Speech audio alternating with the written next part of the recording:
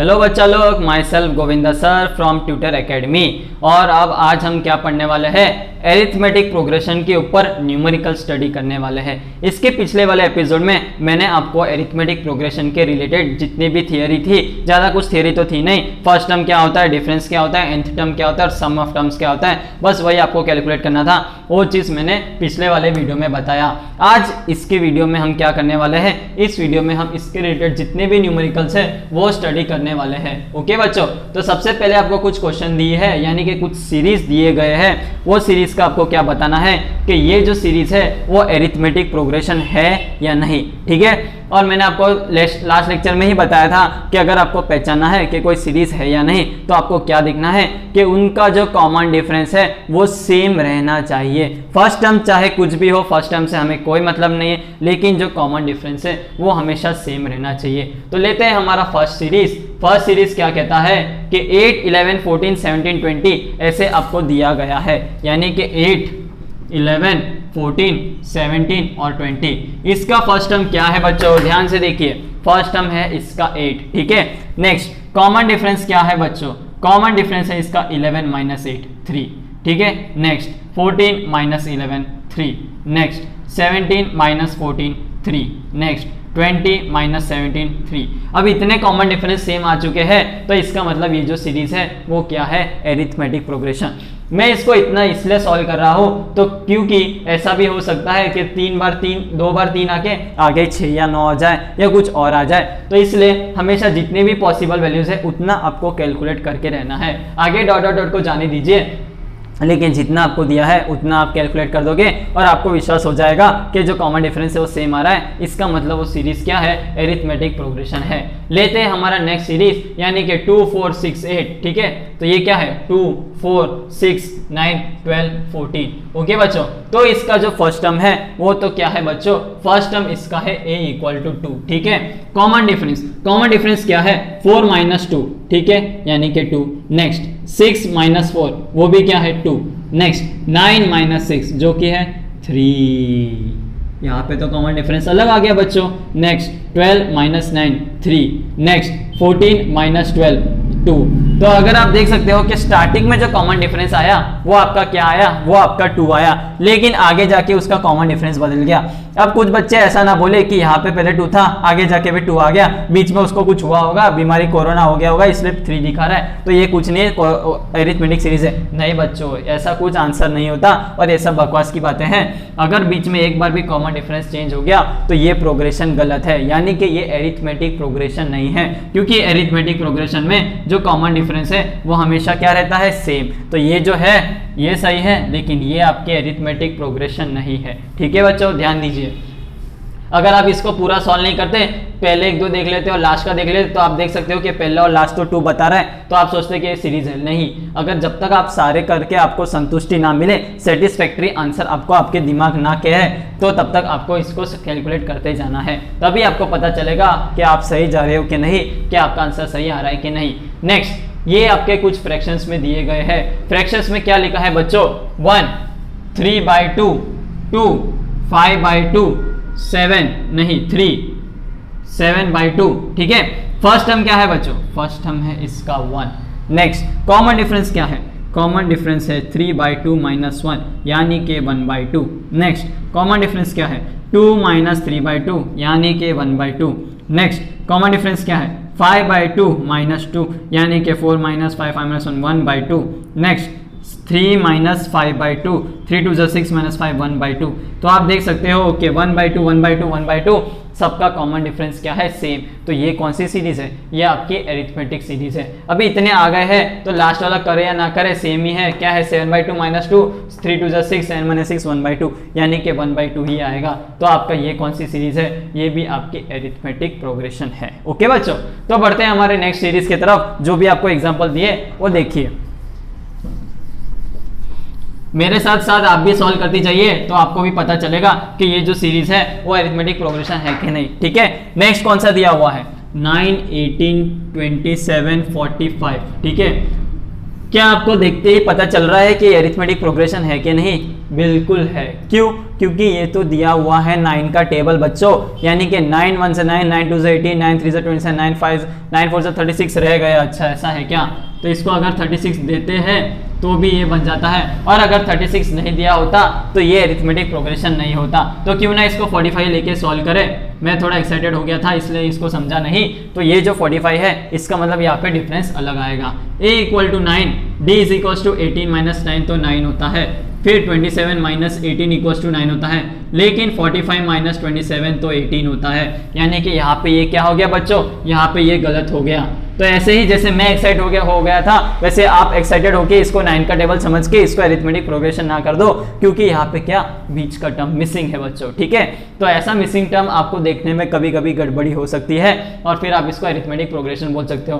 तो ये तो क्या है बच्चों, अरिथमेटिक प्रोग्रेशन नहीं है। Okay, now comes to next series. What is this series? 3 9 12 16 12 9 3। तो ये क्या बन गई बच्चों, ये तो आगे से जाके पीछे से जा रहा है, ये तो पैलिंड्रोम बन गया, यानी कि बीच में से पीछे जाओ आगे जाओ सेम ही आता है। ठीक है, तो इसका फर्स्ट टर्म क्या है 3।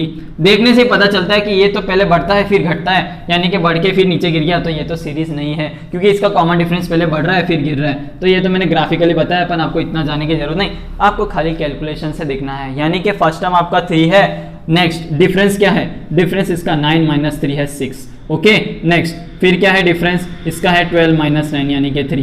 फिर क्या है डिफरेंस, 16 - 12 = 4। ये तो बच्चों कुछ रैंडम नंबर्स आ रहे हैं, यानी कि इसका कॉमन डिफरेंस गलत है और सेम नहीं है, तो ये तो सीरीज बिल्कुल नहीं है। चलो निकालो इसको। ओके, कुछ भी सीरीज दे दिया, कोई भी कॉमन डिफरेंस बनता नहीं है, तो ये कैसे अरिथमेटिक प्रोग्रेस होगा, ऐसे सीरीज को हटा दिया जाए।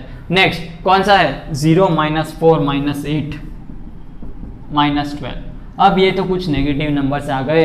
कुछ बच्चे ऐसा ना बोले कि ये तो देखते ही नेगेटिव नंबर्स है, ये सीरीज तो हो नहीं सकती, इसको निकाल दो। नहीं बच्चों, कॉमन डिफरेंस मैंने आपको क्या बताया था, कॉमन डिफरेंस मैंने आपको बताया था कि कॉमन डिफरेंस पॉजिटिव भी हो सकता है, 0 भी हो सकता है और नेगेटिव नंबर भी हो सकता है। ठीक है, तो इसको ऐसे ही देख के डिस्कार्ड ना करें। यहाँ पे a = 0 है तो d क्या हो जाएगा, नेक्स्ट टर्म -0, तो ये आपका हो जाएगा -4। नेक्स्ट -8 - -4। नेगेटिव नंबर्स में हमेशा ऐसा होता है कि नेगेटिव नंबर्स में लोग गलत कैलकुलेट कर लेते हैं। हमेशा next term minus previous term है, तो यहाँ पे कोई ऐसा ना लिखे कि नेक्स्ट टर्म और बाद में डायरेक्ट यहाँ पे -4 कर दीजिए, क्योंकि यहाँ पे -4 है तो यहाँ पे 4 के साथ एक माइनस साइन आएगी, वरना तो ये क्या हो गया बच्चों, माइनस माइनस प्लस 8 + 4 12, तो ये तो -12 आ गया। तो आप देख के बोल सकते हो कि -4 और -12 है, तो कॉमन डिफरेंस तो गलत है। तो कुछ बच्चे इसको डायरेक्टली गलत बोल देंगे। नहीं बच्चों, आप यहाँ पे गड़बड़ कर रहे हो। क्या, इसका जो साइन है उस साइन के साथ लेके चलिए। तो ऐसे क्वेश्चन से बचने के लिए, ऐसे में कंफ्यूज ना हो, इसलिए हमेशा क्या रखना चाहिए, हमेशा कैलकुलेशन की एक हैबिट रखनी चाहिए कि यहाँ पे अगर 9 लिखा है तो +9 लिखो, ठीक है, और ब्रैकेट में लिखो -3 तो यहाँ पे +3 लिखो। तो आपको क्या बच्चों, कभी भी ऐसे साइन में गड़बड़ नहीं होगी कि यहाँ पे -4 है कि +4 है, ऐसे साइन में कभी गड़बड़ नहीं होगी। पॉजिटिव के साथ भी पॉजिटिव के साइन दो और नेगेटिव के साथ भी नेगेटिव साइन दो। जिसको ऐसे प्रॉब्लम्स में दिक्कत नहीं होती है उसके लिए कोई नहीं, पर जो ऐसे प्लस और माइनस में गड़बड़ होते हैं वो जरूर ये टेक्निक यूज करे, यानी कि पॉजिटिव के साथ भी डालने की हैबिट रखो और नेगेटिव के साथ भी साइन डालने की हैबिट रखो। तो ये आपका क्या हो जाएगा, -8 + 4 जो कि होता है -4, क्योंकि माइनस इंटू माइनस क्या हो गया प्लस, तो यहाँ पे मैंने प्लस लिखा और माइनस प्लस माइनस होता है तो 8 - और 4 और बड़े के आगे माइनस की साइन। ठीक है बच्चों, नेक्स्ट क्या है, -12 - -8, तो ये क्या हो जाएगा -12 + 8, वापस 12 - 8 4 और बड़े के आगे नेगेटिव की साइन। ठीक है, तो आप देख सकते हो कि जो कॉमन डिफरेंस है वो सेम आ रहा है, यानी कि कॉमन डिफरेंस इज -4 -4 -4। तो ये जो सीरीज है वो कौन सी है बच्चों, एरिथमेटिक प्रोग्रेशन। अब मैं आपको एक होमवर्क दूंगा, क्योंकि ये तो जनरल फॉर्मूलेज है, जनरल पैटर्न पता करने के हैं, तो आप भी पता कर सकते हो। तो एक सीरीज में दूंगा, आपको बताना है कि वो जनरल सीरीज एरिथमेटिक प्रोग्रेशन की है कि नहीं। ठीक है, 5 10 15 20 26 36 46। ओके बच्चों, ये आपको बताना है कि एरिथमेटिक प्रोग्रेशन है कि नहीं। अपने कमेंट सेक्शन में जरूर बताइए कि एरिथमेटिक प्रोग्रेशन है कि नहीं। ओके, तो बच्चों अभी आपने पैटर्न के ऊपर तो क्वेश्चन कर लिए, अब आते हैं थोड़े से ट्रिकी क्वेश्चन की तरफ। तो ट्रिकी क्वेश्चन में क्या दिया हुआ है कि A9 B25 ये 4 टर्म्स दी हुई है और ये कहा गया है कि ये AP में है। ओके, क्वेश्चन में लिखा नहीं है पर मैं आपको बता रहा हूं क्योंकि आपको समझ आना चाहिए कि आपको अपने नोट में लिख देना है कि ये जो सीरीज है वो AB में है, ठीक है। फिर आपको फाइंड क्या करना है, A एंड B। अब आपको खाली 4 टर्म दिए हैं, उसके अंदर भी 2 वेरिएबल है और आपको बोला गया है कि आपको A और B फाइंड करना है। तो बिल्कुल क्वेश्चन को देख के घबराई मत, आपको जो जो एरिथमेटिक प्रोग्रेशन के ऊपर आता है बस आपको वो लगाना है। यहाँ पे क्या nth टर्म दिया हुआ है, 25 दिया हुआ है। क्या यहाँ पे सम दिया हुआ है, नहीं दिया हुआ है। तो हम क्या क्या कर सकते हैं जिससे हमें टर्म्स मिले, सिंपल सी बात है। यहाँ पे हम क्या करेंगे, A 9 B और 25 दिया हुआ है। फर्स्ट टर्म यहाँ पे आपका A ही है, ठीक है। और जो कॉमन डिफरेंस है बच्चों, कॉमन डिफरेंस यहाँ पे क्या है, 9 माइनस है, फिर क्या है B माइनस 9, फिर क्या है कॉमन डिफरेंस, ठीक है। कॉमन डिफरेंस है 25 माइनस B। अब जैसे कि आपको पता है बच्चों, एरिथमेटिक प्रोग्रेशन की सीरीज का क्या पैटर्न होता है कि उनका जो कॉमन डिफरेंस होता है वो सेम होता है। तो क्यों ना मैं पहले इसको इसके साथ इक्वेट करूं, फिर इसको इसके साथ इक्वेट करूं, या इसको इसके साथ इक्वेट करूं। किसी के साथ भी इक्वेट करूंगा, कॉमन डिफरेंस हमेशा क्या आएगा, सेम आएगा। कैसे आता है, आपने इसके पहले वीडियो में, इसके पहले की थियोरी वाली वीडियो में हर जगह आपने देखा ही है कि 1 2 3 हो या 2 4 6 हो, जो कॉमन डिफरेंस है वो हमेशा सेम रहेगा। तो आप देख सकते हो कि ये दो डिफरेंस में B वर्ड दिख रहा है, यानी कि B वेरिएबल है। तो क्यों ना पहले मैं इसको करूं, यानी कि 25 minus B is equals to B minus 9। Okay बच्चों, अब यहाँ पे सिर्फ एक वेरिएबल है और बस इसको मैनिपुलेट करना है। तो ये B को मैं उधर ले जाता हूँ और ये 9 को इधर ले जाता हूँ। तो 25 plus 9 equal to B plus B 2B, 9 plus 5 14, तो ये हो जाएगा 34, 34 इक्वल्स टू 2B और यहाँ पे B की वैल्यू आपकी आ गई 17। कितना सिंपल था बच्चों, B की वैल्यू तो यहाँ पे आपको आ गई। लेकिन अभी आपका क्वेश्चन खत्म नहीं हुआ है, क्योंकि आपको यहाँ पे दिया गया है, क्या पूछा गया है, A। तो A निकालने के लिए मैं क्या करता हूँ, इसको इसके साथ इक्वेट करता हूँ। इसके साथ भी कर सकता था, इसके साथ भी करे, क्यों ना इसके साथ ही कर ले, क्योंकि यहाँ पे जो नंबर है वो छोटे हैं। 25 34 ये सब ना डाले, इससे अच्छा सिंपल ये डाल देवे। ओके बच्चों, so 9 minus A is equals to B minus 9।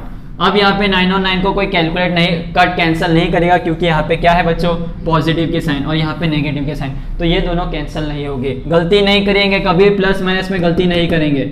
Minus 9 को इधर लेके आएंगे तो ये हो जाएगा 18 equals to A plus B। Okay, और B की वैल्यू हमने कैलकुलेट की थी, उसको यहाँ पे डालेंगे तो आएगा 18 minus B equal to A। ठीक है, यहाँ पे जैसे ही वैल्यू डाला तो A की वैल्यू आ गई 18 माइनस 17 यानी कि 1। तो यहाँ पे आपको वैल्यूज आ गई किसकी, A एंड B की, जो कि क्या है बच्चों, 1 और 17 है। ओके बच्चों, तो A और B की वैल्यूज आपको आ गई है, क्या आई है, 1 और 17। अब हम बढ़ते हैं हमारे नेक्स्ट न्यूमेरिकल की तरफ। नेक्स्ट न्यूमेरिकल क्या है, अगर आपने इसको नहीं लिखा हो तो थोड़ा सा बैक करके इसको जरूर नोट डाउन कर दीजिए। ठीक है, नेक्स्ट सीरीज है, नेक्स्ट सीरीज आपको दी गई है 5D11 डॉट डॉट डॉट। ठीक है, और आपको पूछा दिया गया है कि इसका जो 6th टर्म है, ठीक है, वो आपको दिया हुआ है 20 और आपको फाइंड करना है क्या, D, यानी कि D आपको यहाँ पे फाइंड करना है। यहाँ पे लिखा नहीं है पर इजी सा आपको समझ आ जाना चाहिए कि वेरिएबल यहाँ पे क्या है, सिर्फ D है। तो पूछा क्या गया होगा, D ही पूछा गया होगा।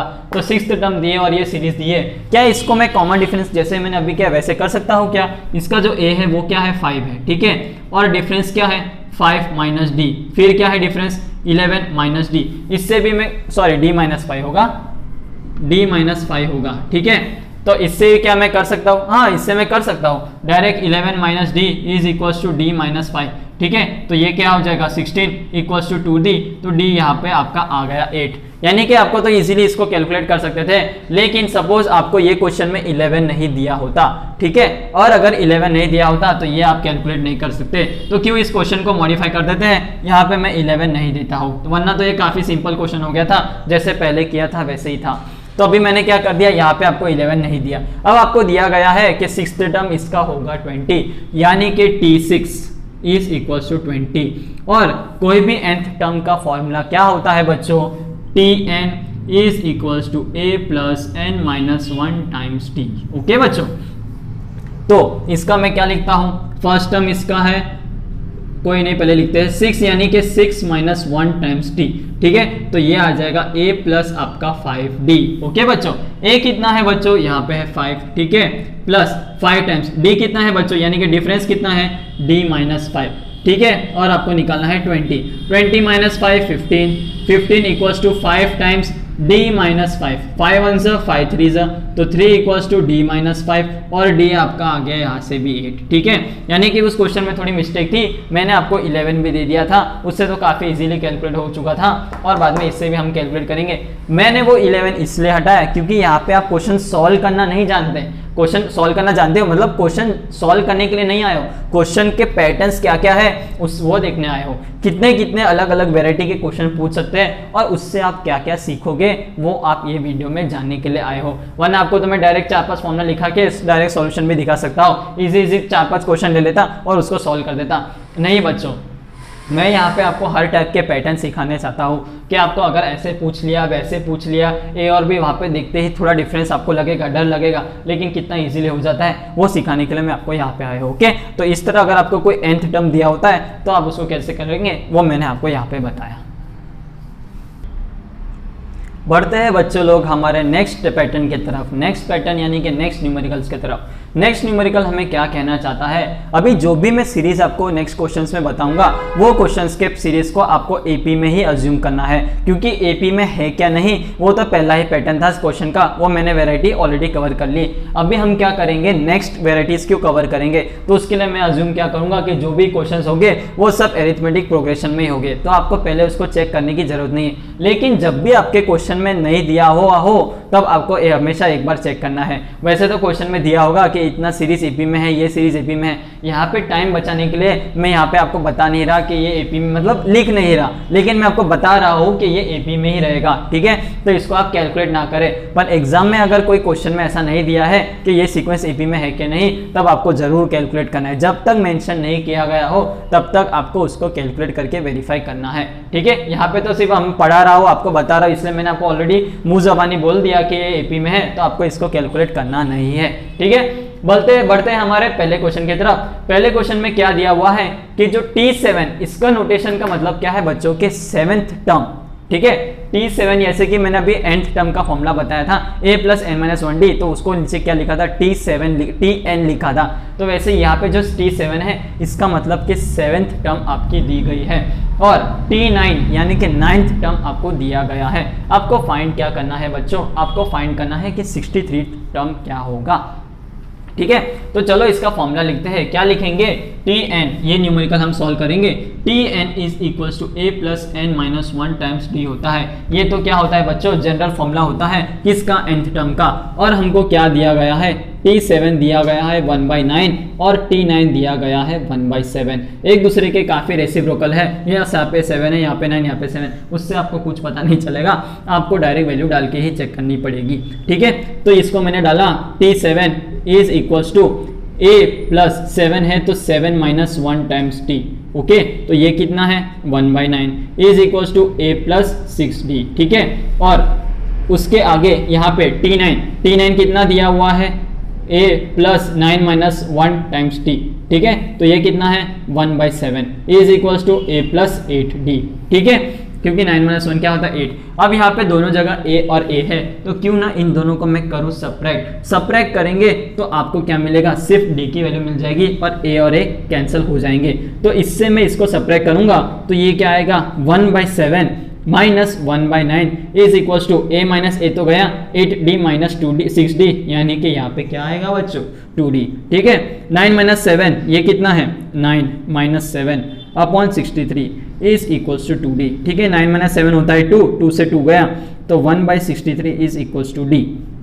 ये बच्चों क्या आ गया, आपको d की वैल्यू आ गई। ये स्टेप आपको समझ आया कि नहीं, मैंने खाली ये किया है कि इससे 1/9 is equals to a + 6d लिखा है और इन दोनों को माइनस किया है। तो माइनस करोगे तो क्या आएगा 1/7 तो ऊपर minus 1/9 is equals to a से a गया तो ये 0 + 8d - 6d, यानी कि 8 - 6d, तो मैंने 2d लिखा। बस छोटा सा एक स्टेप है, मेरे को लगा कि आपको सबको समझ आ जाएगा होगा। जिसको नहीं समझ आया वो एक बार इसी स्टेप को देख लीजिए तो आपको पता चल जाएगा कि मैंने क्या किया है।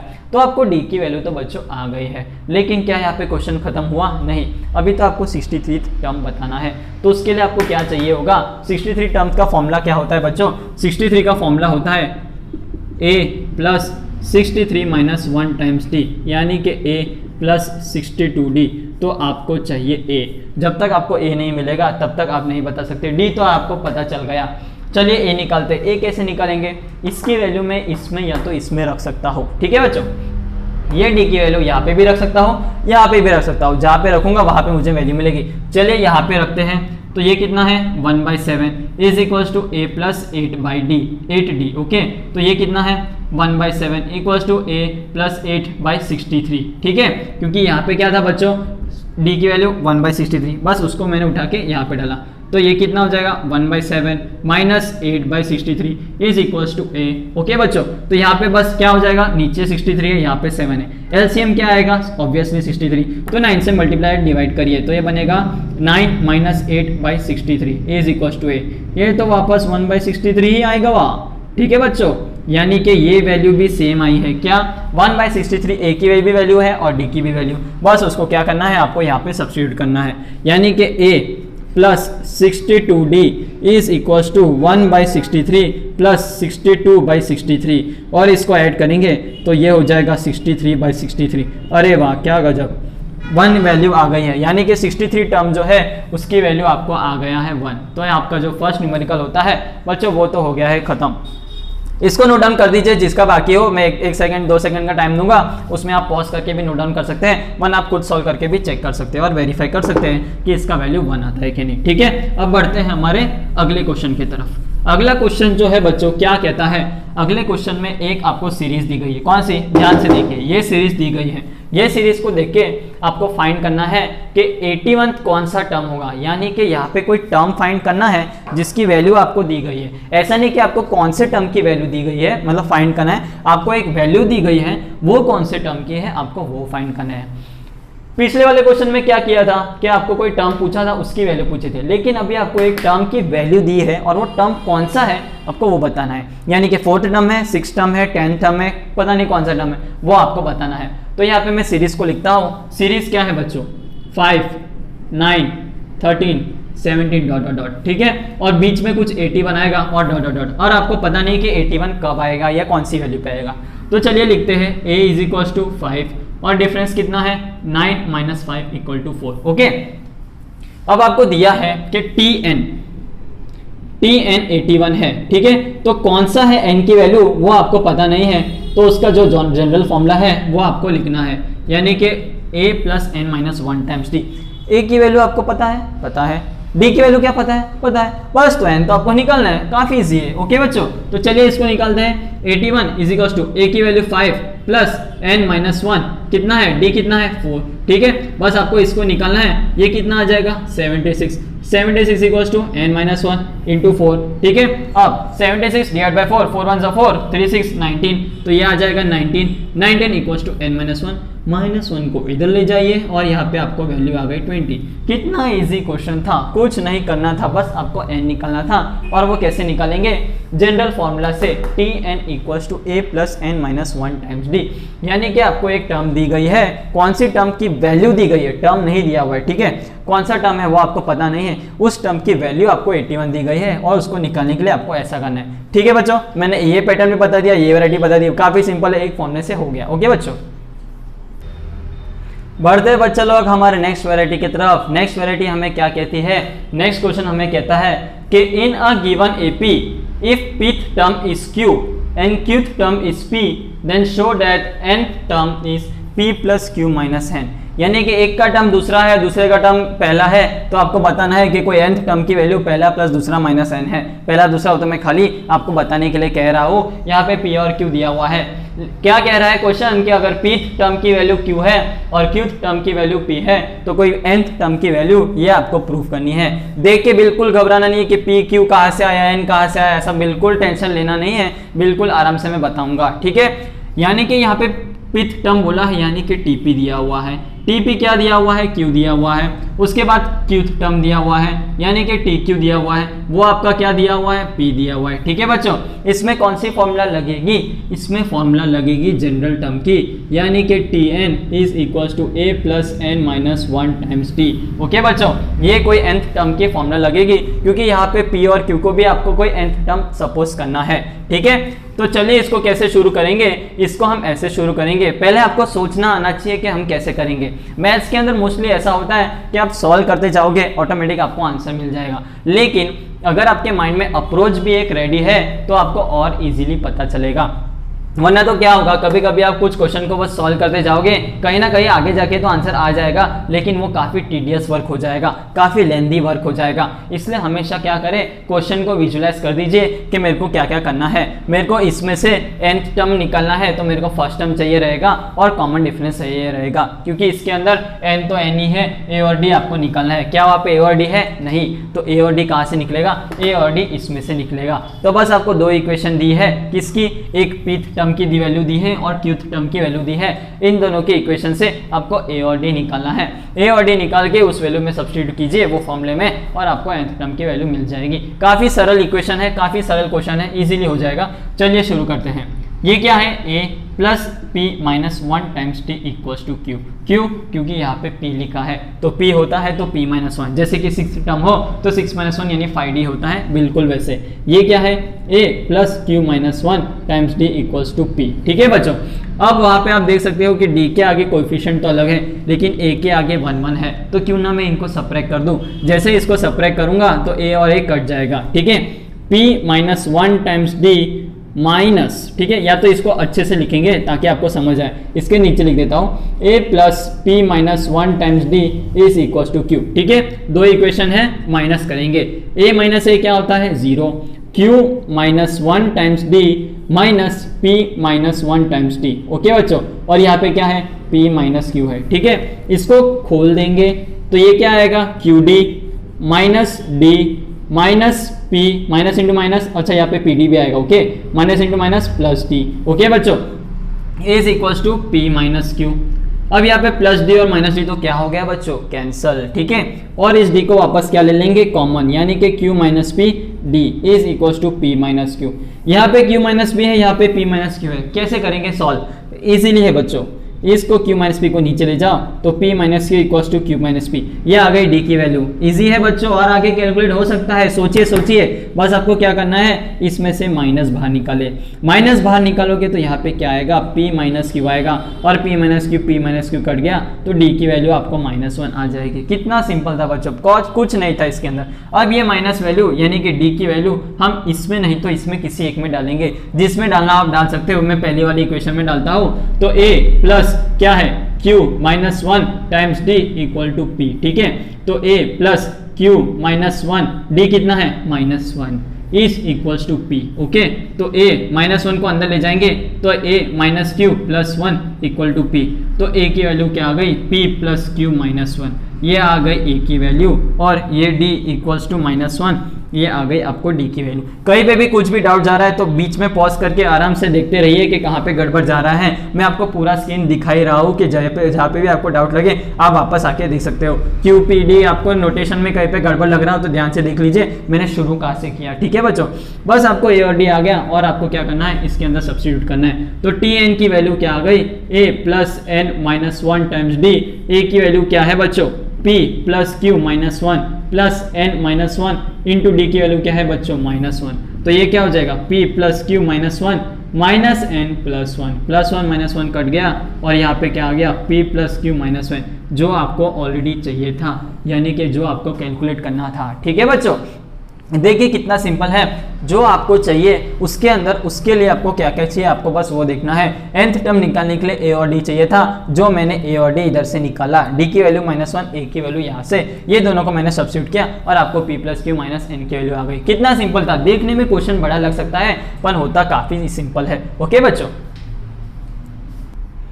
तो बच्चों अब देखते हैं कुछ और प्रूफ दैट, क्योंकि प्रूफ दैट से आपको थोड़ा और जनरलाइज पकड़ने को आएंगे, यानी कि कुछ प्रूफ दैट ऐसे होंगे जो अगर आपको क्वेश्चन में दिख गए तो बस आपको उनकी वैल्यूज डालनी है और आपको आंसर डायरेक्ट मिलेगा। ये प्रूफ दैट जो मैं बताऊंगा इसका एक टाइप का न्यूमेरिकल मैंने थोड़ी देर पहले ही सॉल्व किया है। तो अगर देखते हैं, अगर आपको ये न्यूमेरिकल समझ आ गया, यानी कि ये प्रूफ दैट समझ आ गया, तो आप पिछले वाले न्यूमेरिकल्स में डायरेक्ट ही वैल्यू डाल के आंसर निकाल सकते हो। तो चलिए शुरू करते हैं इस न्यूमेरिकल को। क्या दिया हुआ है कि nth term of an AP is 1 by n and nth term of an AP is 1 by m। Okay. तो फाइंड द mth टर्म और प्रूव दैट के mth term equal to 1, okay. या तो आप इसको प्रूव कर सकते हो या तो आपको डायरेक्ट फाइंड भी कर सकते हो, क्योंकि फाइंड करोगे तो ऑब्वियसली इसकी वैल्यू मिल जाएगी। तो आपको mth टर्म दिया हुआ है और nth टर्म दिया हुआ है और आपको m इंटू nth टर्म बताना है। तो चलिए देखते हैं। mth टर्म मतलब के tm, वो कितना दिया हुआ है 1/n। nth टर्म यानी कि tn, वो कितना दिया है 1/m। और आपको क्या पूछा गया है कि tm निकालो या तो फिर tmn इक्वल टू 1 प्रूफ करो, ठीक है। तो करते हैं प्रूफ। सिंपल सी फॉर्मूलेस है, tm और tn की वैल्यूज आपको लिखनी है क्या, a plus m minus 1 times d, वो आपको आएगा 1/n। उसके बाद a प्लस ये कितना है n माइनस 1 टाइम्स d, वो कितना आएगा 1/m। वही फॉर्मूलेस है किसके, tmn के, nth टर्म के फॉर्मूले है। tn क्या होता है बच्चों, a plus n minus 1 time d। तो यहाँ पे mn क्या आ जाएगा, tmn is equal to a plus mn minus 1 times d, यानी कि आपको mn निकालना है, ठीक है।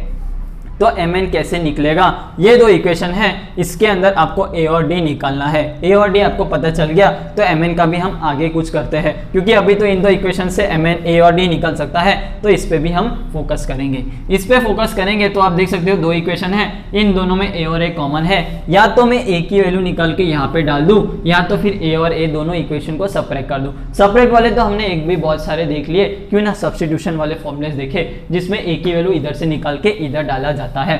a की वैल्यू यहाँ से क्या आएगी बच्चों, 1/n minus of m minus 1 times d, इसकी वैल्यू मैं लिखता हूँ यहाँ पे। तो ये कितना आ जाएगा 1/n minus m minus 1 times d plus n minus 1 times d is equals to 1/m। अब यहाँ पे a b c d m n d बहुत सारे आए हैं, इनको हम क्या करेंगे, सॉल्व, यानी कि ओपन करेंगे तो आपको इजीली सॉल्व होगा। तो ये पूरे को वहाँ पे ले जाते हैं, इसको इधर लेके आते हैं। तो 1/n minus 1/m is equals to m minus 1 times d minus के n माइनस 1 टाइम्स d, ठीक है। ये कितना आया, ये आया m minus n upon mn is equals to, इसको खोलेंगे md minus d minus nd plus d, okay, क्योंकि d इसके साथ मल्टीप्लाई है, d इसके साथ भी तो dd आया, माइनस n प्लस 1, ओके। अब माइनस d से प्लस d क्या हो गया बच्चों, कैंसल, ठीक है। चलिए इसको आगे देखते हैं। m minus n upon mn is equals to m minus n common में d।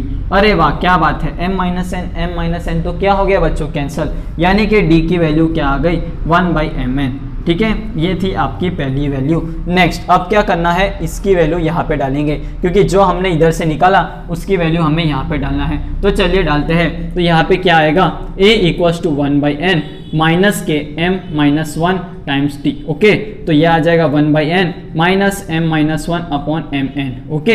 अब आप देख सकते हो कि यहाँ पे तो nn है लेकिन m यहाँ पे नहीं है, तो m से इसको क्या करेंगे बच्चों, मल्टीप्लाई एंड डिवाइड। तो m माइनस, इसको खोलेंगे तो ये आ जाएगा m प्लस 1 अपॉन mn। अरे वाह, m और m कट हो गया, ये तो वापस 1/mn आया, यानी कि जो a है उसकी वैल्यू भी क्या आ गई बच्चों, 1/mn ही आ गई, ठीक है।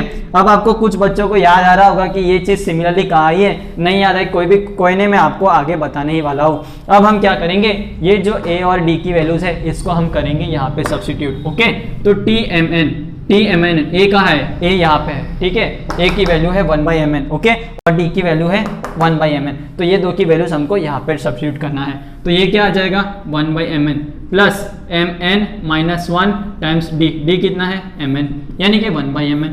अब ये क्या हो जाएगा, mn तो क्या है, एलसीएम सेम है तो ऊपर का भी ऐड कर दो, यानी कि 1 plus mn minus 1 upon mn, 1 से 1 गया, mn अपॉन mn जो आ गया 1, यानी कि tmn की वैल्यू आ गई 1, ठीक है बच्चों। जो आपको प्रूफ करना था वो मैंने प्रूफ कर दिया। और इसके पहले हमने एक न्यूमेरिकल पढ़ा था कि 9th टर्म की वैल्यू क्या है 1/7 और 7th टर्म की वैल्यू है 1/9। तो आपको फाइंड क्या करना है 63, यानी कि 9 से आंसर 63 की वैल्यू निकालनी थी। और आप अपने पेज पर लीजिए या तो इस वीडियो को बैक करिए और आपको पता चलेगा कि t63 की वैल्यू भी 1 आई थी। तो ये प्रूफ दैट हम इसलिए स्टडी कर रहे हैं कि अगर आपको ऐसे क्वेश्चन दिए हो तो आप डायरेक्ट उसका आंसर क्या लिख सकते हो 1। अगर आपको एमसीक्यू में पूछा हो तो डायरेक्ट इसकी वैल्यू 1 लिख दीजिए, वरना आपको इतना सॉल्व करने में कितना टाइम चला जाएगा। जो बच्चों की स्पीड अच्छी होगी, एक्यूरेसी अच्छी होगी, वो इसको सॉल्व करेंगे तो भी उसको 1 तो वैल्यू आ ही जाएगा। लेकिन जिसको थोड़े स्मार्ट बच्चे होंगे, जिनको ये प्रूफ दैट ये फॉर्मूलेस ये पैटर्न्स पता होंगे, वो डायरेक्ट एमसीक्यू की वैल्यू 1 करके आएंगे। ओके बच्चों, कहीं पे भी कुछ डाउट लगे तो जरूर कमेंट में बताइए। ए की वैल्यू 1/mn, डी की वैल्यू 1/mn और बाद में tmn की वैल्यू 1। कोई गड़बड़ तो नहीं होनी चाहिए क्योंकि पिछले न्यूमेरिकल में भी इसकी वैल्यू 1 आई थी। ओके बच्चों, तो चलिए आगे हम देखते हैं नेक्स्ट न्यूमेरिकल की तरफ। बढ़ते हैं बच्चों लोग अब हमारे नेक्स्ट न्यूमेरिकल की तरफ, क्योंकि हम कर रहे हैं अरिथमेटिक प्रोग्रेशन के न्यूमेरिकल्स का। नेक्स्ट न्यूमेरिकल कहता है sum of 4th term and 8th term is 24 and sum of 6th term and 10th term is 44। Find AP, यानी कि आपको 2 टर्म का सम दिया है और 2 टर्म का सम दिया है और आपको पूछा गया क्या, एपी यानी कि अरिथमेटिक प्रोग्रेशन फाइंड करना है। ठीक है, तो 4th टर्म और 8th टर्म और 6th एंड 10th टर्म यानी कि कुछ टर्म्स दिए हैं, उनका एडिशन दिया है और उसकी वैल्यू दी है। तो हम उसको क्या करेंगे, जैसे उसकी सम्स, जैसे वो टर्म्स है हम जैसे जैसा दिया हुआ है उसको वैसा लिखेंगे। ओके बच्चों, ठीक है। तो ये क्या है, सम ऑफ 4th टर्म यानी कि A4 plus A8 is equal to दिया है 24 और A6 plus A10 is equal to दिया है 44। अभी इसको A माने T माने वो तो खाली नोटेशन है, कुछ भी यूज कर सकते हो, उससे कोई फर्क नहीं पड़ता बच्चों। ठीक है, A6 plus A10 equal to 44 and A4 plus A8 is equal to 24। अब जनरल टर्म का फॉर्मूला क्या होता है बच्चों, यहाँ पे देखिए Tn या तो फिर An is equal to A plus n minus 1 times D। Okay बच्चों, ये क्या है, ये है general formula for nth term of an AP. ठीक है, तो यहाँ पे भी कोई nth टर्म ही दिया हुआ है, 4th टर्म और 8th term, 6th term and 10th term, कोई भी जनरल टर्म ही तो दिया है। ठीक है, हम इसको उसके फॉर्म में लिखेंगे। ओके बच्चों, तो 4th टर्म क्या होता है, a plus 4 minus 1 times D plus A8 क्या होता है, a plus 8 minus 1 times DE that is equal to 24। ठीक है बच्चों, अब यहाँ पे भी a प्लस है, यहाँ पे भी a प्लस है, यानी कि ये क्या हो गया, ये हो गया 2a plus 4 minus 1 3d plus 8 minus 1 7d। Okay, that is equal to 24। Then 2a plus 3d plus 7d 10d is equal to 24। अब बच्चों दोनों बाजू क्या है, 2 का फैक्टर कॉमन है, तो क्यों ना मैं इसको 2 से डिवाइड कर दूं, क्योंकि उससे क्या होगा, हमारी कैलकुलेशन इजी होगी। तो ये आ जाएगा a plus 5d is equal to 12। तो ये आपकी पहली इक्वेशन आ गई।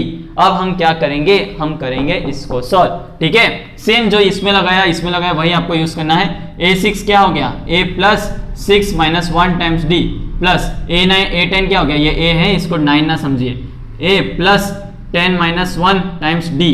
Okay, that is equal to 44। a plus a बच्चों क्या होता है, 2a, बहुत इजी है। 6 minus 1 5d plus 10 minus 1 9d that is equal to 44। तो 2a plus 5 plus 9 14 d is equal to 44। 2 का फैक्टर वापस से हम निकालेंगे, क्योंकि जैसे हमने इसमें किया वैसे ही करेंगे। तो ये कितना आ गया, a plus 7d is equal to 24 और ये आपकी सेकेंड इक्वेशन आ गई।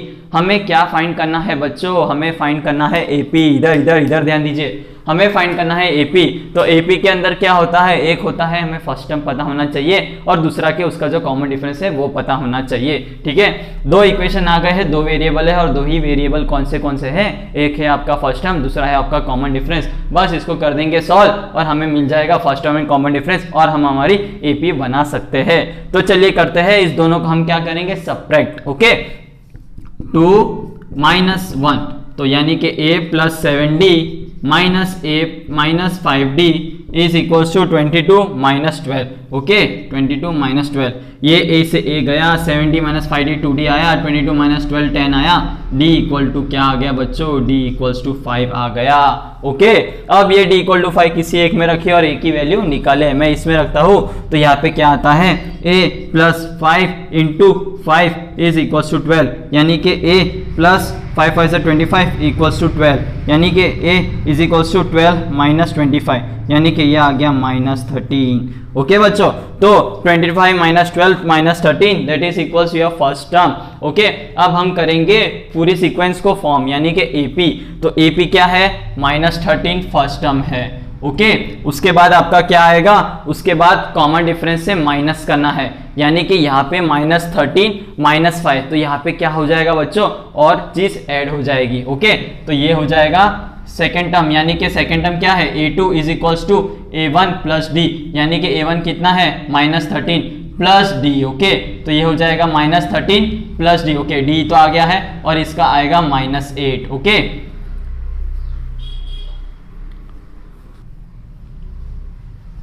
उसके बाद माइनस 8 आया, okay. Now third term a3 क्या हो जाएगा, इसके अंदर एडिशन किसका, प्लस d का, यानी कि ये हो जाएगा -8 प्लस, यानी कि ये आगे घटता जाएगा। अच्छा बच्चों यहाँ पे घटता नहीं जाएगा, यहाँ पे जो टर्म है वो एट बरोबर जा रहे हैं अपने, ओके। तो ये हो जाएगा अपना -3, यानी कि -3, इस तरह डॉट डॉट आपकी क्या हो जाएगी, आपकी सीक्वेंस बन जाएगी।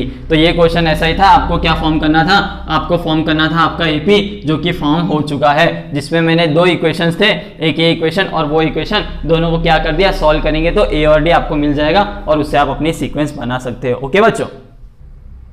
तो बच्चों बढ़ते हैं हमारे अगले न्यूमेरिकल की तरफ। अगला न्यूमेरिकल थोड़ा अलग वैरायटी का है, उस वैरायटी में मैंने थोड़े सम्स के फॉर्मूले ऐड कर दिए। सम का फॉर्मूला हमने लास्ट थियरी में पढ़ा था। सम क्या होता है बच्चों, सम ऑफ किसी n टर्म्स का फॉर्मूला ये होता है कि s equals to n/2 into 2a plus n-1 times d, okay बच्चों। ये क्या फॉर्मूला है, ये फॉर्मूला है किसी सम के n टर्म्स का सम, यानी कि कोई एपी दी हुई है उसमें n टर्म्स लिखे गए हैं तो उनका जो सम होगा उसका फॉर्मूला ये है, ओके।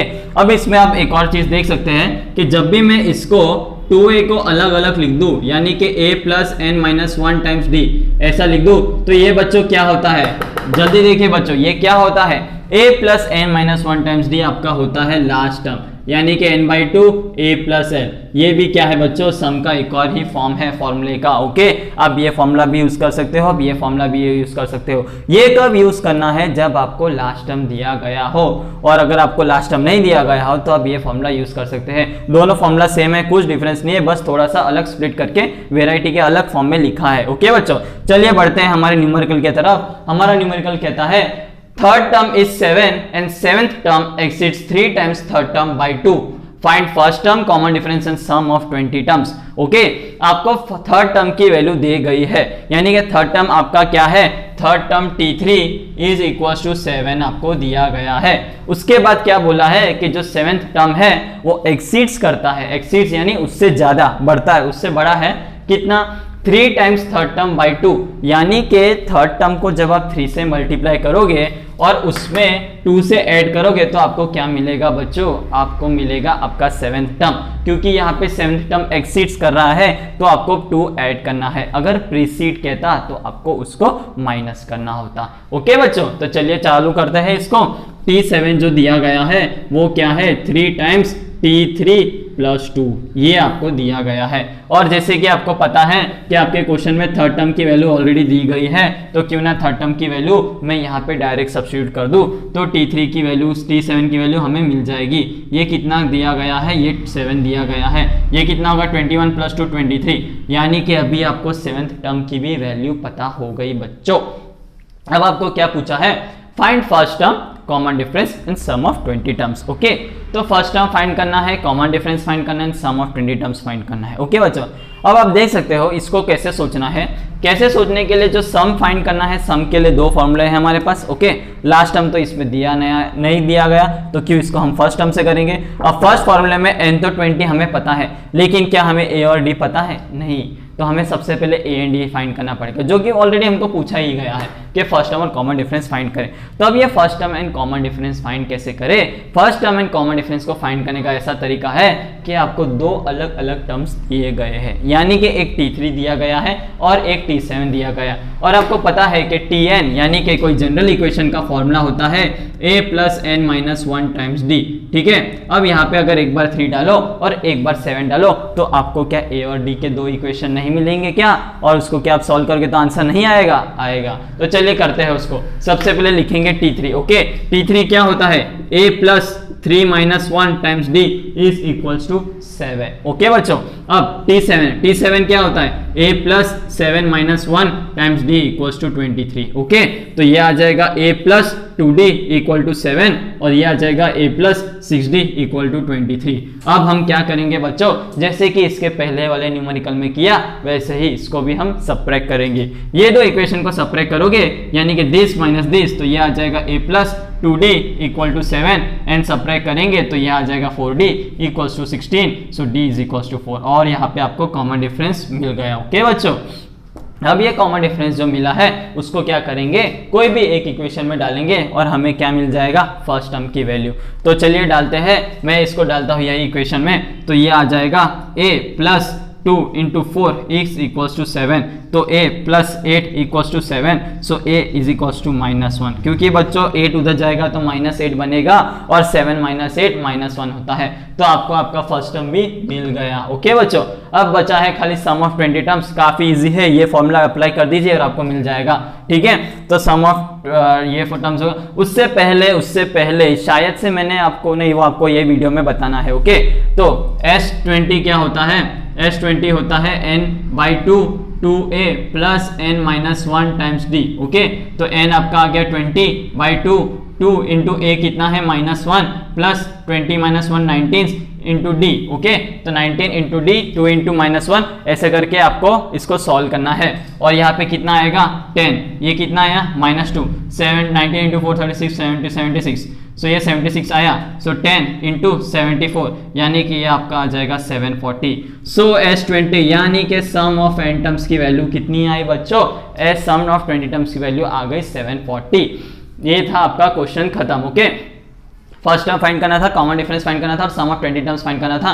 फर्स्ट टर्म और जो कॉमन डिफरेंस है, कोई भी 2 टर्म से ऊपर दिए हुए हैं, थर्ड और सेवन, उससे हमने कैलकुलेट किया और उसकी वैल्यू ये जनरल फॉर्मूला में डाली और उसके बाद आपको वैल्यू मिल गई। ओके बच्चों, कितना इजी क्वेश्चन था, कुछ हार्ड नहीं था। ओके, बढ़ते बच्चों हमारे अगले न्यूमेरिकल की तरफ। अगला न्यूमेरिकल क्या कहता है? अगला न्यूमेरिकल कहता है कि सम ऑफ 7 टर्म्स इज 49, यानी कि 7 terms a0 plus a1 plus a2 plus a3 plus a4 plus a5 plus a6, ऐसे करके a1 टू a7 जो है उसकी सम की वैल्यू कितनी दी है?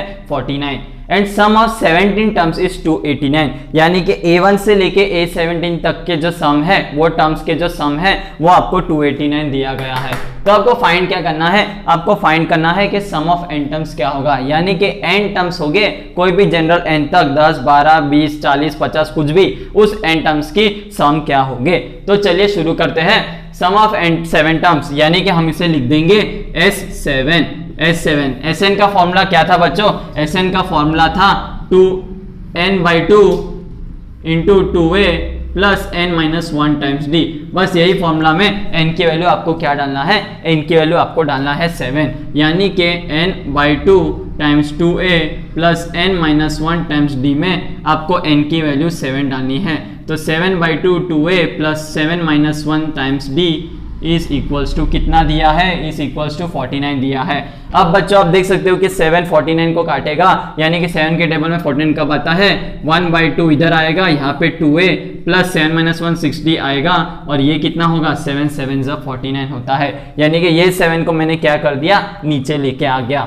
अब यहाँ पे आप देख सकते हो कि 2 और 6 के अंदर कॉमन फैक्टर क्या है? कॉमन फैक्टर 2 है, तो 2 को हम बाहर निकाल के कैंसिल कर देंगे। तो यहाँ पे सिंपल क्या बचेगा? यहाँ पे सिंपल बचेगा a plus 3d is equals to 7। Okay बच्चों, क्योंकि यहाँ से मैंने 2 बाहर निकाला तो 2 से 2 कैंसिल हो गया, तो a plus 3d is equals to 1, a plus 3d is equals to 7 आ गया। ओके बच्चों, अब हम करेंगे नेक्स्ट इक्वेशन को सॉल्व। नेक्स्ट इक्वेशन क्या कहता है कि सम ऑफ 17 टर्म्स, यानी S17 आपको दिया गया है 17/2 2a प्लस n-1, यानी कि 17 - 1, okay, times d is equals to आपको दिया है 289। अब आपको ये भी पता है कि 289 क्या है? 289 17 का स्क्वायर है, यानी कि जब ये 17 को मैं नीचे लेके आऊंगा तो ये कितना हो जाएगा? 17 से 17 कट जाएगा, यानी कि 1/2 2a plus 17 - 1 16d is equals to 17, क्योंकि 17 का स्क्वायर क्या होता है बच्चों? 289 होता है। और यहाँ पे भी 2 का फैक्टर निकालूंगा बाहर, तो ये कितना आएगा? a plus 8d is equals to 17, तो 2 से 2 कटा, so a plus 8d is equals to 17। ये आपकी आ गई सेकेंड इक्वेशन, ये आपकी आ गई पहली इक्वेशन।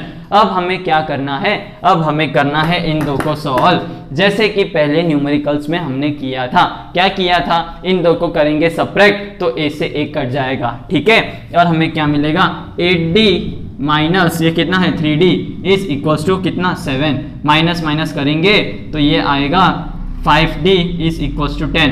तो d की वैल्यू बच्चों आ गई है 2। अब हम क्या करेंगे? इस d की वैल्यू या तो इधर सब्स्टिट्यूट करेंगे। तो चलिए करते हैं।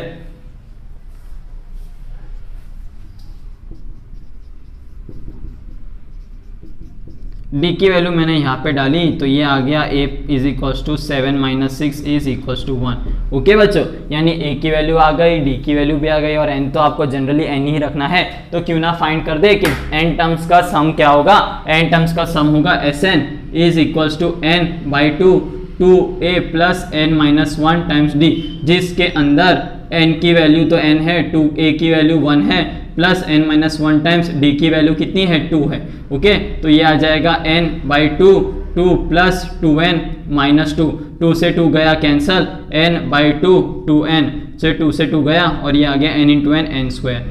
अब बच्चों जरा ध्यान से क्वेश्चन को देखेंगे तो क्वेश्चन को देखने से हमें क्या समझ आता है कि 7 टर्म्स का 49 है और 17 टर्म्स का 289 है। तो क्या आपको इधर से क्लिक हो रहा है कि 49 7 का स्क्वायर है और 289 17 का स्क्वायर है। तो अगर आपको n टर्म्स का पूछा रहा है तो क्या उसका भी स्क्वायर क्या होगा n स्क्वायर, यानी कि डायरेक्ट आप क्वेश्चन को पढ़ के थोड़ा सा अगर आपका ऑब्जर्वेशन स्ट्रांग होगा, अगर आपको क्वेश्चन को देखते ही थोड़ा दिमाग चलाना आ गया तो आप देख सकते हो कि 7 का स्क्वायर 49, 17 का स्क्वायर 289, तो n टर्म्स का स्क्वायर क्या होगा n स्क्वायर। कितना जोरदार क्वेश्चन था, खाली ऑब्जर्वेशन का था, इतना पूरा सॉल्व करने की जरूरत नहीं थी। अगर आपको एमसीक्यू में पूछा होता तो आप इसको डायरेक्टली लिख सकते थे, कितना n टर्म्स की वैल्यू n स्क्वायर। लेकिन कुछ बच्चे होंगे जो इसको ऑब्जर्वेशन नहीं कर पाएंगे, कोई प्रॉब्लम नहीं, स्टार्टिंग में किसी से इतना नहीं होता, बहुत हाई प्रैक्टिस चाहिए होती है, पर तो भी आप अगर इसको ऑब्जर्व कर लोगे तो आपको पता चल जाएगा कि n टर्म्स की वैल्यू का स्क्वायर सम क्या होगा n स्क्वायर होगा। वरना ये सॉल्व करने की मेथड तो है ही, बस दो को सॉल्व करके a और d की वैल्यू निकल के इसमें डाल सकते हो। पर जिसको ये क्लिक हो गया क्वेश्चन देख के, बहुत ही इंटेलिजेंट बंदा होगा, उसका ऑब्जर्वेशन स्किल बहुत ही स्ट्रांग होगा। ओके बच्चों, तो ये क्वेश्चन को मैंने इस तरह सॉल्व कर दिया है। अब बच्चों बढ़ते हैं हमारे किस पे, कौन से टाइप के वैरायटी पे, हम बढ़ते हैं हमारे नेक्स्ट वैरायटी जो कि है वर्ड प्रॉब्लम। क्योंकि अपने ने जो भी पढ़ा उसको हम daily day to day life में कहाँ अप्लाई करेंगे वो हम पढ़ने वाले हैं। ये जो सीक्वेंस है आपको कहाँ यूज आने वाला है आपके डेली रूटीन में, हम वो पढ़ने वाले हैं। तो चलिए क्वेश्चन की तरफ बढ़ते हैं। A man saves ₹32 in his first year, he saves ₹36 in the next year, similarly increases his savings by ₹4 per every year, find the time required to collect ₹200। यानी कि एक इंसान है, ठीक है, चाहे वो मेरा भाई हो, आपका भाई हो, आपके पापा, कोई भी इंसान हो, उसने अपने पहले ईयर में ₹32 सेव किया, यानी कि अपने वॉलेट में से ₹32 निकाले और अपने गुल्लक में डाले, कितने, पहले ईयर में। ओके, फिर उसने नेक्स्ट ईयर क्या किया, ₹36 सेव किए। ओके, नेक्स्ट ईयर में उसने वॉलेट में से 36 निकाले और सेव किए। ऐसे करते उसने हर साल ₹4 का इंक्रीमेंट किया, यानी कि फर्स्ट ईयर में उसने ₹32 गुल्लक में डाले, नेक्स्ट ईयर में ₹36 गुल्ले में डाले और ऐसे करते फिर नेक्स्ट ईयर ₹40, यानी 4 का इंक्रीमेंट किया। अभी आप ज्यादा ऐसा मत सोचिए कि बस एक साल में 32 किया, इतना आपको प्रैक्टिकल नहीं बनना है, ये आपको खाली एक एग्जांपल पॉइंट ऑफ व्यू दिया। अगर आपको इसको और प्रैक्टिकल करना है तो इंटू 1000 कर दीजिए, यानी कि एक साल में मैंने 32,000 स्टोर किए या 3,200 स्टोर किए। जैसे इसको 10 100 जिससे मल्टीप्लाई करना है आप मल्टीप्लाई कर सकते हो, और फिर आप अगर क्वेश्चन को करोगे तो आपको थोड़ा और मजा आएगा। ठीक है, यानी इसको 100 से मल्टीप्लाई कर दिया तो सबको 100 से कर दो, तो 200 इंटू 100, ओके, यानी 20,000 आपने कितने टाइम में स्टोर किया आपको वो चेक करना है। ठीक है, अभी तो यही क्वेश्चन है, इसके ऊपर ही हम करेंगे। आप अपने घर पे अपनी नोटबुक पे कोई भी वैल्यू ले सकते हो। ठीक है, तो चलिए देखते हैं हमें क्या फाइंड करना है कि the time required to collect ₹200, यानी कि उसको ₹200 कलेक्ट करने में कितने टाइम लगेंगे, कितना टाइम यानी कि कितने ईयर्स लगेंगे। जब उसने पहले ईयर में 32 स्टोर किया, सेकेंड ईयर में 36 सेव किया, नेक्स्ट ईयर ऐसे करते करते कौन से ईयर में उसको 200 लगेगा, ये क्या करना है आपको फाइंड। ओके, सो बच्चों फर्स्ट ईयर का 32 दिया है, यानी कि क्या इसे मैं फर्स्ट टर्म कह दूं।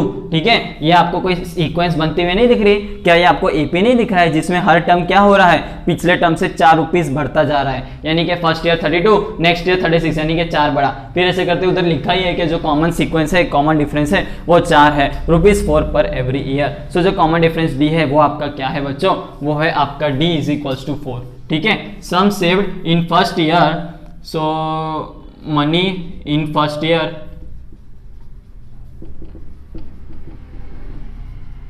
is equals to ₹32. okay, then money saved in second year, ये मैं इसलिए ऐसा लिखा रहा हूं क्योंकि आपको वर्ड प्रॉब्लम्स आएगा तो आपको ऐसे फॉर्मेट पे लिखना है। ठीक है, पहले जो जो क्वेश्चन दिया है उस हिसाब से लिखते जाइए। तो ₹36, so common difference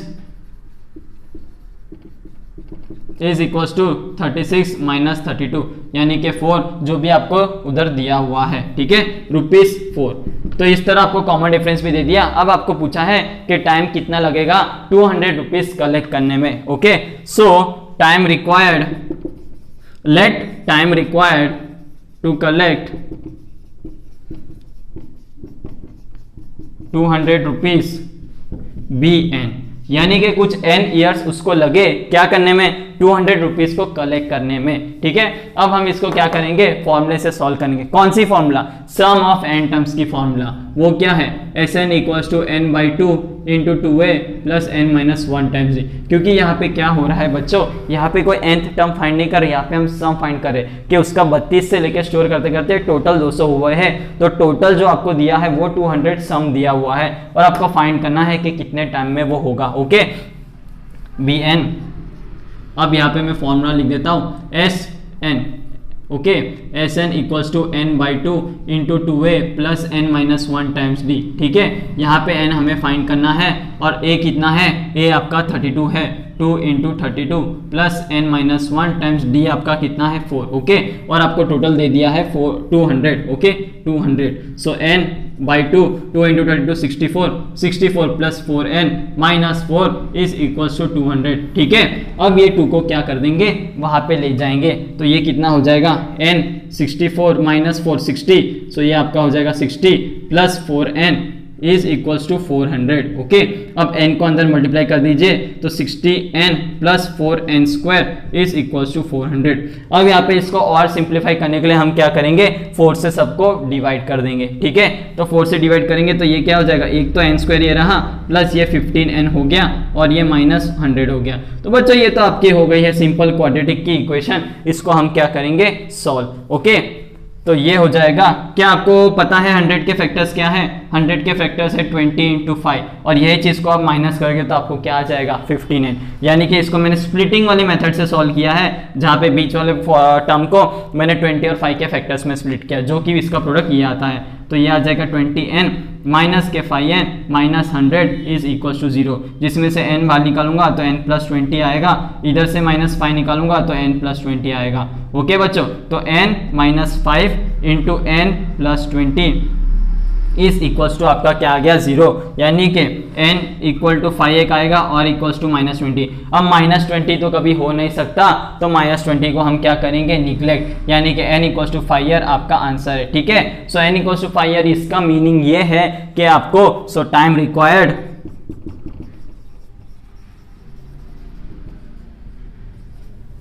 is n equals to 5 years, यानी कि उसको 5 साल लगे टोटल 200 रुपीज कलेक्ट करने में। ओके बच्चों, देख सकते हो कितना प्रैक्टिकल एग्जांपल है, आपको जो आपके सेविंग्स है उसमें कितना टाइम लगेगा, हर साल इतना इंक्रीमेंट करते हुए, तब आपको एक छोटे के फॉर्मूला, कौन सा फॉर्मूला, ये फॉर्मूले से आप कैलकुलेट कर सकते हो। आपको कुछ ऐसे पैसे गिरा के सब कैलकुलेट करने की जरूरत नहीं है, बस ऐसे करोगे आपको सॉल्यूशन आ जाएगा। ओके बच्चों,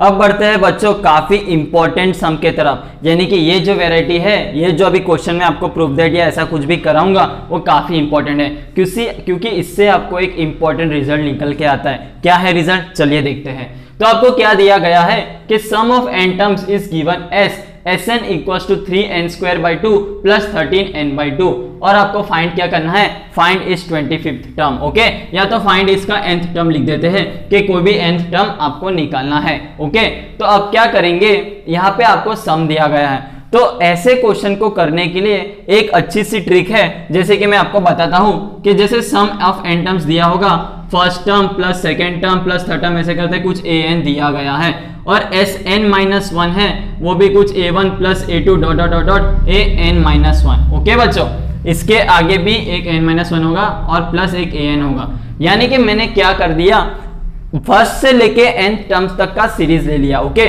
चलिए एक काम करते हैं, एक एग्जांपल से लेते हैं। सपोज मेरे को 10th टर्म फाइंड करना है। ओके, तो मैं क्या करूंगा, 10th टर्म निकालने के लिए ये देख सकते हैं बच्चा लोग, सम ऑफ 10 टर्म्स क्या होगा, first term, second term, third term, 9 term, 10 term, ऐसे करते करते 10 टर्म का क्या हो गया, सम ऑफ 10 टर्म्स। और सम ऑफ 9 टर्म्स क्या होता है, फर्स्ट टर्म, सेकंड टर्म, ऐसे करते करते 9 टर्म्स का। अब जब मैं इन दोनों को माइनस करूंगा, यानी कि S10 माइनस के S10, तो ये और ये कैंसिल, ये और ये कैंसिल, ऐसे करते करते ये और कैंसिल, खाली बचेगा। ठीक है बच्चों, तो 10 टर्म्स का जो सम है a1 plus a2 plus a3 ऐसे करते a10 और 9 टर्म्स का जो सम है a1 प्लस a2 ऐसे करते करते a9, उन दोनों को मैं जब सबट्रैक्ट करूंगा तो मुझे क्या मिलेगा बच्चों, 10th टर्म मिलेगा। यानी कि इसको मैंने क्या बोल दिया, एक जनरल फॉर्मूला मैंने डिराइव किया। क्या है जनरल फॉर्मूला, कि सपोज मुझे कोई nth टर्म निकालना है जिसके अंदर मुझे सम दिया गया है, तो मैं क्या करूंगा, उसके जो Sn है उसमें से एक s-1 टर्म्स का सम माइनस कर दूंगा। यानी कि अगर मुझे 10th टर्म फाइंड करना है तो 10 के सम में से 9 का जो सम है वो माइनस कर दूंगा तो मुझे मिल जाएगा 10th टर्म। वैसे ही nth टर्म का क्या होगा, n टर्म्स के सम में से n-1 टर्म सबट्रैक्ट कर दूंगा तो मुझे मिल जाएगा an। ओके बच्चों, बस ये फॉर्मूला था, काफी इंपॉर्टेंट रिजल्ट है, इसको नोट डाउन कर दीजिए। यानी कि an is equal to Sn minus Sn-1। Okay बच्चों, ये आप कैलकुलेट कर दोगे तो आपको मिल जाएगा क्या, nth टर्म, जो कि हमें यहाँ पे काम आएगा, क्योंकि यहाँ पे हमें फाइंड क्या करना है बच्चों, nth टर्म फाइंड करना है। तो चलिए शुरू करते हैं। तो Sn क्या है बच्चों, Sn is equal to 3n² plus 13n/2 और Sn-1 क्या होगा, Sn-1 यानी कि n के जगह मुझे क्या डालना है बच्चों, n के जगह n-1 डालना है। ठीक है, n के जगह बस n-1 डालेंगे तो आपको Sn-1 का सम मिल जाएगा। अब मुझे फाइंड करना है nth टर्म, तो an जो होगा वो होगा Sn माइनस Sn-1 यानी कि 3n² प्लस 13n/2 माइनस के 3n-1 का square by 2 minus plus 13n-1/2। Okay बच्चों, अब ये थोड़ा सा लेंदी जाने वाला है तो मैं इसको हटा के यहाँ पे ही लिखना शुरू करता हूँ। ओके बच्चों, यानी कि ऊपर से हम शुरू करेंगे। So an is equal to Sn minus Sn-1, ये हो जाएगा 3n² 2 प्लस 13n/2 माइनस के 3n-1 का स्क्वायर बाई 2 प्लस 13 के n-1/2। यहाँ पे बच्चों ध्यान दीजिए, हमेशा बहुत लोगों का कैलकुलेशन मिस्टेक होता है, कब प्लस में लेना है कब माइनस लेना है, कौन सा किसके साथ आएगा। ब्रैकेट का हमेशा ध्यान रखिए, कभी भी ब्रैकेट को गलती से ओपन करके ऐसे करते ऊपर नीचे सॉल्व मत करिए। जब तक ऐसे प्लस माइनस जैसे ब्रैकेट के अंदर उसको अच्छे से ओपन करके आप नहीं करोगे तब तक आपका कैलकुलेशन गलत आएगा। ठीक है, सो एक एक स्टेप को बिल्कुल ध्यान से करिए। ब्रैकेट अगर ब्रैकेट के बाहर माइनस है तो ओपन करते वक्त अंदर हर जगह माइनस से मल्टीप्लाई करना ना भूले। तो ये क्या आ जाएगा, 3n² 2 plus 13n/2 minus 3n-1 का square by 2 minus 13n-1/2। Okay बच्चों, अब 3/2 का क्या हो गया कॉमन, और 13/2 और 13/2 क्या हो गया कॉमन। तो इसको मैं ऐसा लिखता हूँ, 3/2 ब्रैकेट में n² माइनस n-1 का स्क्वायर, ओके, प्लस 13/2 कॉमन और n-1। ओके बच्चों, अब इसको हम खोलेंगे, 3/2 n² माइनस n-1 का स्क्वायर क्या होता है, n² माइनस 2n प्लस 1, लेकिन ये ब्रैकेट के अंदर है। ठीक है, गलती नहीं करनी बच्चों, गलती नहीं करनी। n, अब तो ये सिंगल है, इसमें तो आराम से खोल सकते हो, तो ये n और n कट जाएगा। ठीक है, अब ये क्या आ गया, 3/2 n², अब ब्रैकेट के अंदर माइनस मल्टीप्लाई कर दीजिए, plus 2n minus 1। Okay, n² से n² भी आपका कट हो गया, प्लस 13/2 और यहाँ पे तो कुछ नहीं है 1। ठीक है, तो ये कितना आ गया, 3/2 इंटू 2n माइनस 1 प्लस 13/2, यानी कि ये आपका क्या आ गया बच्चों, ये आपका general formula for nth term. Okay, an का जनरल फॉर्मूला ये आपका आ चुका है। अब इसमें अगर आपको कोई भी टर्म फाइंड करना है, जैसे कि इसके पहले क्या था, n की वैल्यू मैंने ले ली थी 25, आप कुछ भी वैल्यू ले सकते हो और उसको सॉल्व कर सकते हो। ठीक है, an निकालने के लिए, a25 निकालने के लिए n के जगह 25 डाल दीजिए, तो 3/2 इंटू 2 इंटू 25 माइनस 1 ए प्लस 13/2। ओके, ऐसे करेंगे तो इसको सोल्व करेंगे, 50 - 1 49, ये आ जाएगा 49 प्लस 13/2, और ऐसे इसको आगे सोल्व करते जाओगे तो आपको इसकी वैल्यू मिलेगी। ये है आपका जनरल फॉर्मूला किसका, nth टर्म का। ओके बच्चों, आई होप सो मैंने सारी वैरायटी आपको अच्छे से करा दी होगी। इस वीडियो को अगर आपको पसंद आया है तो जरूर लाइक कीजिए, शेयर कीजिए एंड सब्सक्राइब कीजिए, क्योंकि आपको अगर बढ़ना है तो पढ़ना जरूरी है। आपको कहीं पे भी कोई भी डाउट आया हो तो कमेंट सेक्शन में जरूर बताइए, और जो जो भी मैंने आपको होमवर्क दिए हैं वो आपको आपके कमेंट सेक्शन में उसके आंसर्स चाहिए मुझे। ओके बच्चों, थैंक यू, और इसको लाइक कीजिए और सबके साथ शेयर कीजिए। ओके।